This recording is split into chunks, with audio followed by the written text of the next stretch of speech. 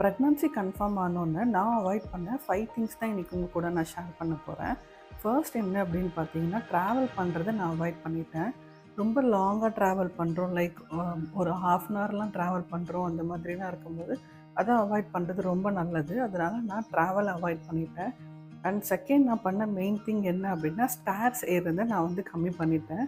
Like steps ஏறுறதே வந்து நான் வந்து மோஸ்ட்டாக வந்து ரெடியூஸ் பண்ணிக்கிட்டேன்.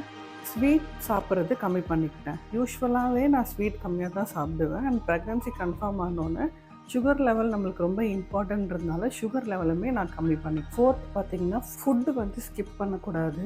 ஃபிஃப்த்து பார்த்தீங்க அப்படின்னா, வெயிட் தூக்குறத வந்து நான் வந்து கம்மி பண்ணிக்கிட்டேன். 5 கேஜிக்கு மேலே இருக்க எந்த பொருளுமே வந்து ஃபர்ஸ்ட் 3 மந்த்துக்கு நான் வந்து அவாய்ட் பண்ணிட்டேன். அந்த வெயிட் எதுவுமே நான் தூக்கல. ஸோ இதுதான் வந்து என்னோடய ப்ரெக்னன்சி கன்ஃபார்முக்கு அப்புறம் நான் ஃபாலோ பண்ண இது. உங்களுக்கு இது யூஸ்ஃபுல்லாக இருக்கும்னு நம்புகிறேன். அண்ட் உங்கள் ஃப்ரெண்ட்ஸ் யாராவது ஃபர்ஸ்ட் செமஸ்டரில் இருக்காங்க அப்படின்னா, கண்டிப்பாக அவங்களுக்கும் இந்த வீடியோவை ஷேர் பண்ணுங்கள்.